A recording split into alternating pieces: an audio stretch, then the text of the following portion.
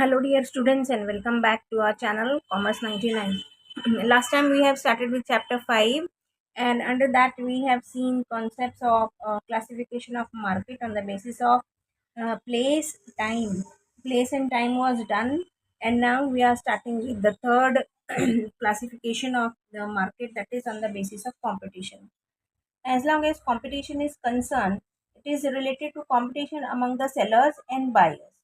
Okay, so where you will be focusing more on, you will be focusing actually on this competition between or among the sellers and buyers, which is the most important criteria for classification of markets in economics. So until and unless sellers or buyers में कोई competition नहीं होगा, there will be no existence of market to be seen.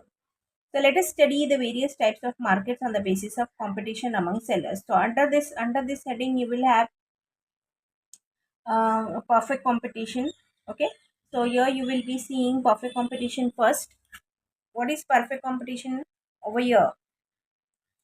Perfect competition is an ideal and imaginary concept of market. Okay, it exists but rather than an actual market.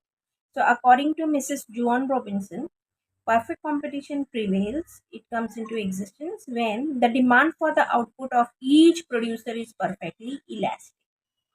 It is tend to be perfectly elastic. क्या चीज? Demand for the output of each producer, whoever is present in the market, उनकी demand क्या होगी? It will be perfectly or tend to be perfectly elastic. A perfectly competitive market is one in which the number of buyers and sellers is very large. See here, number of buyers and number of sellers is very large.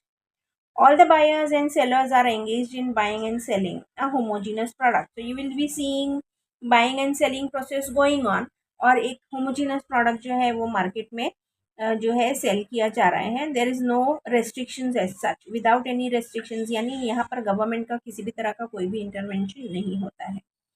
Moreover, both buyers and sellers possess perfect knowledge of market conditions. Most important thing कि buyers और sellers दोनों को market में क्या चल रहा है, कितने प्राइस पर कौन सी चीज़ बेची जा रही है, क्यों बेची जा रही है, डिमांड कॉन्सेप्ट कितना है, डिमांड क्या है, डिमांड फ्लो क्या है, सप्लाई फ्लो क्या है, दोनों को इस चीज़ का नॉलेज होना ज़रूरी है. They should have perfect knowledge of market conditions. Okay, so based on this you will get to write a question like what are the features of perfect competition. 4 marks के लिए आपको आ सकता है, 4 marks directly, 4 marks for the features of perfect competition. यहाँ आपके सामने 8 features जो है टेक्स्ट बुक में दिए गए हैं. तो अगर ये 4 मार्क्स के लिए आ रहा है तो you will be asked to elaborate any 4. तो until and unless it is been asked, आपको पूरे 8 के 8 लिखने हैं. और जब पूछा गया है कि आपको 4 ही एलॉबरेट करना है तो आपको पूरे 8 फीचर्स जो है मेंशन करने होंगे, जो आप ब्लू लाइन में देखोगे इन द टेक्स्ट बुक. जो ब्लू कलर में आपके सामने टेक्स्ट बुक में है, वो सारे 8 के 8 फीचर्स आपको मेंशन करने हैं. चाहे आप उसको फ्लो चार्ट में बनाइए या फिर वेब डायग्राम में बनाइए, लेकिन आपको जो है प्रेजेंटेशन के लिए या फिर कंटेंट नॉलेज के लिए आपको उसके फीचर्स लिखने ज़रूरी है. पूरे 8 फीचर्स आप लिखोगे, ठीक है. So let's see now. There are certain features of perfect competition. The first feature is that there is a large number of sellers and buyers. So under perfect competitions there are large number of sellers and buyers. As mentioned earlier, आपने start में ही देखा कि यहाँ पर buyers और sellers बहुत है. Each seller forms a negligible part in the total market. ठीक है, तो अगर वो अपने मार्केट से हटकर कहीं और भी चला जाता है तो that doesn't matter more to the entire market, उससे पूरे मार्केट को कोई फर्क नहीं पड़ेगा.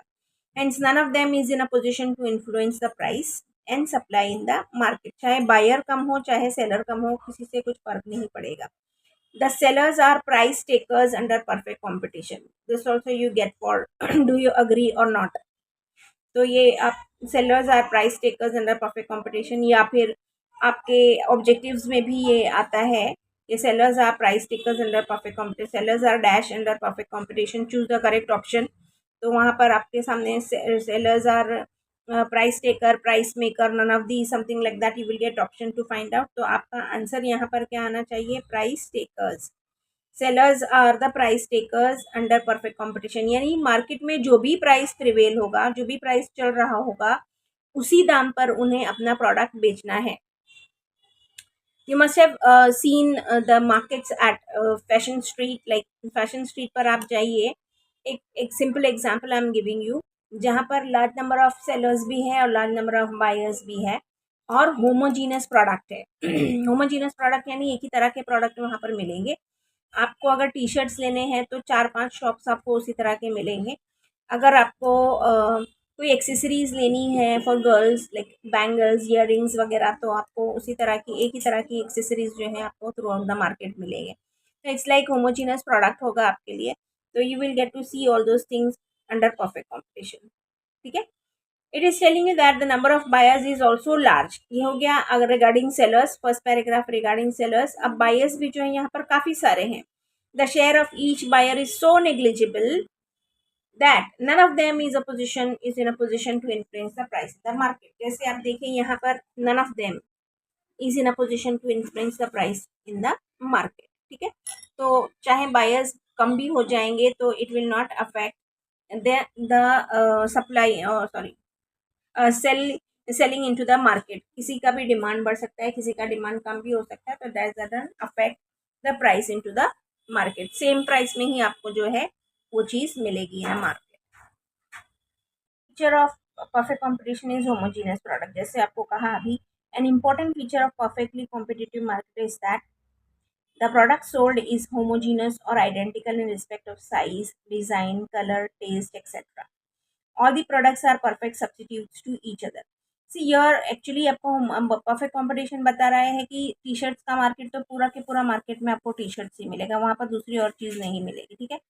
या फिर एक्सेसरीज की बात करें तो पूरे मार्केट में आपको एक्सेसरीज ही मिलेगी और दूसरी कोई चीज़ नहीं मिलेगी. तो नथिंग ऐसा. तो इसीलिए स्टार्ट में आपसे कहा गया कि परफेक्ट कंपटीशन जो है इस तरह का मार्केट जो है, it's just an imaginary market to make you understand कि किस तरह लार्ज नंबर ऑफ बायर्स और सेलर्स एक दूसरे की सेलिंग पैटर्न या बाइंग पैटर्न को असरअंदाज करते हैं या अफेक्ट करते हैं. ठीक है. So all the products are perfect substitutes to each other.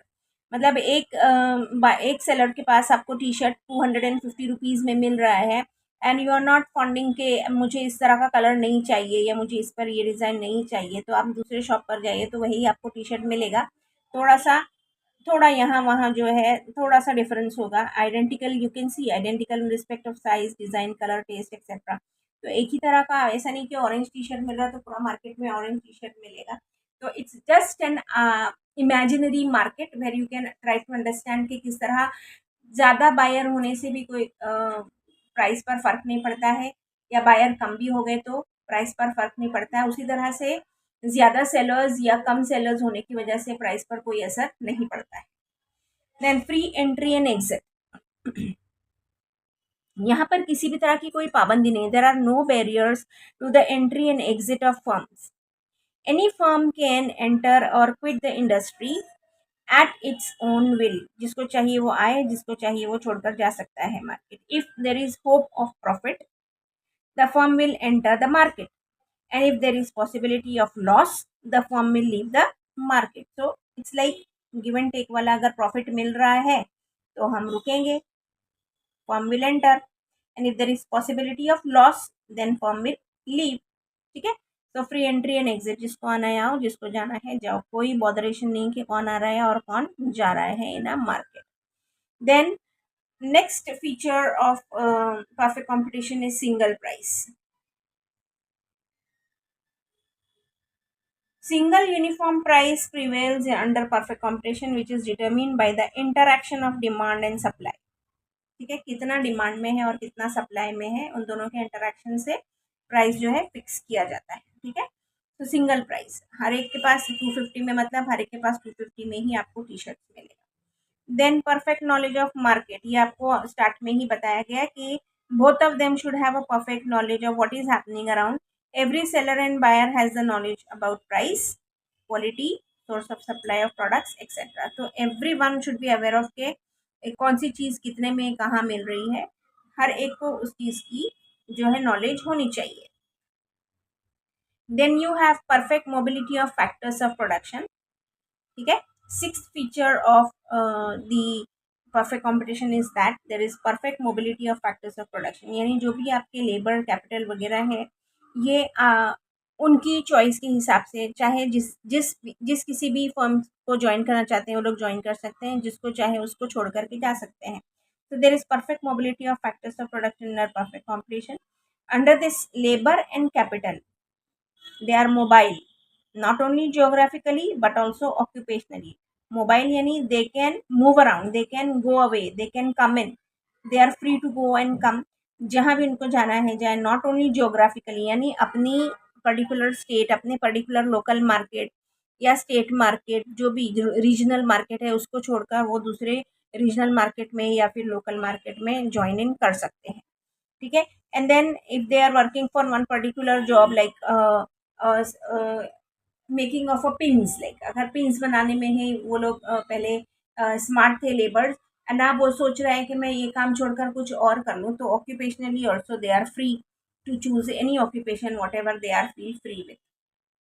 Then they have next feature is absence of transport cost. Since एक ही जगह पर एक ही तरह की चीज़ मिलने वाली है, तो सारे के सारे शॉप ओनर्स जो हैं वो एक ही जो भी उनको सप्लायर है उसी के कांटेक्ट में रहेंगे, और उनको ट्रांसपोर्टेशन कॉस्ट भी आसान पड़ जाता है क्योंकि उन्हें एक ही जगह से सामान मिलने वाला है और एक ही टाइम में सब कुछ आ जाएगा. So there is absence of transportation cost in perfect competition. सबसे पहला, price is uniform because we assume that transport cost does not exist. So we simply assume कि यहाँ पर ट्रांसपोर्टेशन कॉस्ट नहीं है. This assumption will lead to uniformity in price. इसी की वजह से प्राइस जो है यूनिफॉर्म होता है through out the market. Then you can see eighth feature of perfect competition is that there is no government intervention. Laissez-faire policy is an important feature of perfect competition. यहाँ पर government का कुछ भी लेन देन नहीं होगा. It means there is absence of government intervention in economic activities. कौन कितना बेच रहा है, क्यों बेच रहा है, at what price they are selling it out, government has to do nothing with it. Okay, so since there is no government intervention, everything goes smooth. So these were the 8 features of perfect competition. If you'll get to see a question based on explain the features of perfect competition, तो आप पहले सबसे पहले उसकी definition लिखोगे. Definition आप लिखोगे, what is perfect competition आप बताओगे. ठीक है. उसके बाद में आपके जितने भी फीचर्स हैं तो आप ऐसे स्टार्ट करोगे, following are the features of perfect competition. तो आप बीच में सेंटर में फीचर्स ऑफ परफेक्ट कंपटीशन लिख करके in a web diagram you can make it. ठीक है. Features of perfect competition, then you can branch it out in any ways. 8 है तो 8 आप बनाओगे, चाहे इस तरह से बनाइए या फिर इस तरह से भी आप बना सकते हो, और या फिर इस तरह भी आप बना सकते हो, लाइक दैट. ऊपर आपने डाल दिया features of perfect competition 1 2 3 4 5 6 7 8. Flow chart में भी आप बना सकते हैं. ठीक है. तो इसको पहले आपने पूरे 8 के 8 पॉइंट्स लिखने हैं. अगर ये आपको 4 मार्क्स के लिए आ रहा है, डू यू अग्री के लिए आ रहा है, there are no features of perfect competition, तो यहाँ आपने पूरे 8 के 8 पॉइंट्स लिखने भी है और थोड़ा थोड़ा सा उसको एक्सप्लेन भी करना है, बिकॉज वहाँ आपको बोल नहीं रहा है कि कोई 4 पॉइंट्स को एलाबोरेट करो.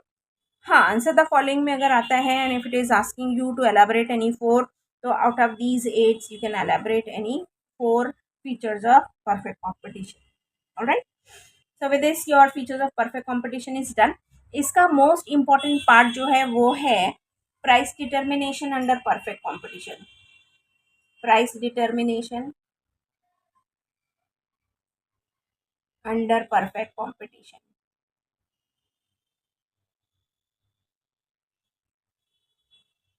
ये आपको स्ट्रेट फॉरवर्ड 8 मार्क्स के लिए आता है usually, and now it is being put under 4 marks activity question. 4 marks for activity question, जहां आपको हाफ टेबल दिया हुआ होगा, आपको टेबल कंप्लीट करना है. Based on that table you have to draw the diagram and then explain what is perfect competition, how price get determined under that. Okay, so you can see this price determination under perfect competition. This price determination actually takes place with respect to the interaction. ये आपने पहले ऊपर point भी पढ़ा है कि single price prevails वाला जो आपका फीचर है, वहाँ पर आपने उसको देखा कि it takes place due to interaction between two forces of market. कौन से हैं वो? Demand and supply. ठीक है, इन दोनों में जो इंटरैक्शन होता है उसकी वजह से प्राइस जो है डिटरमिन किया जाता है इन अ मार्केट। तो यहाँ आप देखें कि इसको समझाने के लिए you have been provided with a schedule and a diagram. तो let's see what is the schedule all about. First, this is known as equilibrium price. ये जो आप जो परफेक्ट कंपटीशन में प्राइस डिटरमिन होता है उसे कहा जाता है equilibrium price. Marshall has compared the process of price determination to the cutting of cloth with the pair of scissors. Okay, तो जिस तरह कपड़ा काटने के लिए हमें कैंची के दोनों पेयर की ज़रूरत होती है, दोनों पेयर्स की ज़रूरत होती है, उसी तरह से यहाँ भी मार्केट को ऑपरेट करने के लिए डिमांड और सप्लाई दोनों का होना ज़रूरी है। डिमांड एंड सप्लाई यानी कि प्रोड्यूसर एंड कंज्यूमर दोनों का होना ज़रूरी है। Just as both the blades of scissors are required to cut the cloth, both the forces of demand and supply are essential to determine the equilibrium price in the market. This is explained with the help of the following schedule and diagram. So I'll just explain you the schedule और उसके बाद में diagram बनाकर बताऊंगी किस तरह से आप उसको जो है बना सकते हो। So here you can see a schedule. We have been given with a schedule with the 4 different columns. सबसे पहले आपका प्राइस का है, दूसरा है क्वांटिटी डिमांड है, third is quantity supplied and fourth is relationship between demand and supply. तो you can see there is a rising trend in price. 100 से 200 हुआ, 200 से 300 हुआ, 300 से 400 एंड देन 500। तो जैसे प्राइस कम होता है डिमांड ज़्यादा होती है। 100 रुपीज़ पर 5000 kgs, 200 रुपीज़ पर 4000, 300 रुपीज़ पर 3000, 400 रुपीज़ पर 2000 एंड देन आप देखें कि जैसे जैसे प्राइस बढ़ता है वैसे वैसे डिमांड कम हो रही है। और सप्लाई की अगर बात करें तो सप्लाई जो है प्रोड्यूसर्स की तरफ से है, तो obviously they are profit oriented. उनका जो दिमाग चलता है उनको प्रॉफिट ही अर्न करना होता है। तो जितना कम दाम होगा उतनी कम सप्लाई, जितना ज़्यादा दाम होता है उतनी ज़्यादा supply. You can see that 100 rupees पर ओनली 1000 है, 300 पर 3000 है, 500 पर 5000। यहाँ पर आप रिलेशनशिप देखें तो यहाँ demand is more than supply, demand is greater than supply, demand is greater than supply. At this stage demand becomes equal to supply. फिर जैसे हम नीचे जाते हैं यहाँ पर डिमांड कम हो जाती है और सप्लाई ज़्यादा हो जाती है। Demand is less than supply, here again demand is less than supply. So it is been divided into 3 different sections. First two में demand is more than supply and last two में demand is less than supply, whereas in between demand becomes equal to supply. ठीक है, so let's see or with the help of the diagram also you can understand this. So here we have the price determination diagram for the schedule which has been done just now. Here you have y-axis and x-axis. y-axis पर आप price major कर रहे हो, price आपके 100, 200, 300, 400 and 500 है। 100, 200, 300, 400 and 500। और जहाँ तक आपकी क्वांटिटी डिमांडेड एंड सप्लाइड है वो है 1000 से 5000 तक। तो 1000, 2000, 3000, 4000 एंड 5000। तो हम पहले डिमांड को जो है लोकेट करेंगे। At 100 rupees what is the demand? 5000। At 200 what is the demand? 4000।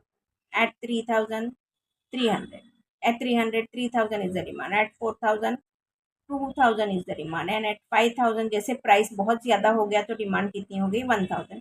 जब आप इन सबको मिलाओगे तो यू विल गेट डिमांड का। ठीक है, फिर हम सप्लाई को अगर प्लॉट करने की कोशिश करें तो जितना कम प्राइस होता है उतनी कम सप्लाई। 100 रुपीज़ पर 1000, 200 रुपीज़ पर 2000, 300 रुपीज़ पर 3000, 400 रुपीज़ पर 4000 and at 500 rupees the supply has 10 to 5000। आप देखें इन दोनों को जब आप मिलाओगे, जब आप लाइन ड्रॉ करोगे तो you will get an equilibrium price. Equilibrium price where demand becomes equal to supply, यानी 300 पर डिमांड भी 300 पर 3000 है और सप्लाई भी 300 पर 3000 है। ठीक है, इसके ऊपर वाला सेक्शन आप देखें तो यहाँ पर supply is greater than demand. Okay, और यहाँ पर आप देखें तो लोअर सेक्शन में आप देखें तो demand is greater than supply. Okay, and middle में you can see demand is equal to supply.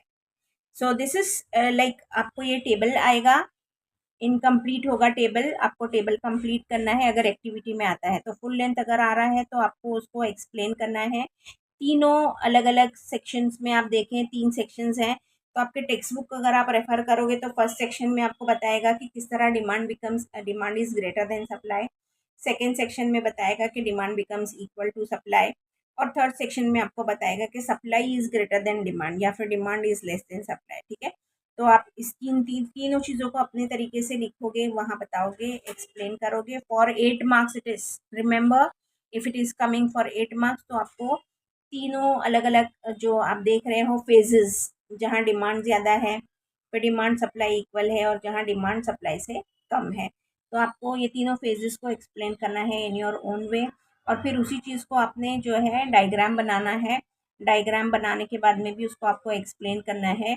ये लेबलिंग आपको भूलना नहीं है कि यहाँ पर एक्सेस डिमांड है, अपर सेक्शन में एक्सेस सप्लाई है, और lower section of the diagram indicates excess demand, whereas in the middle part you can see demand becomes equal to supply where you have equilibrium price. ठीक है, so with this I'm stopping here for today,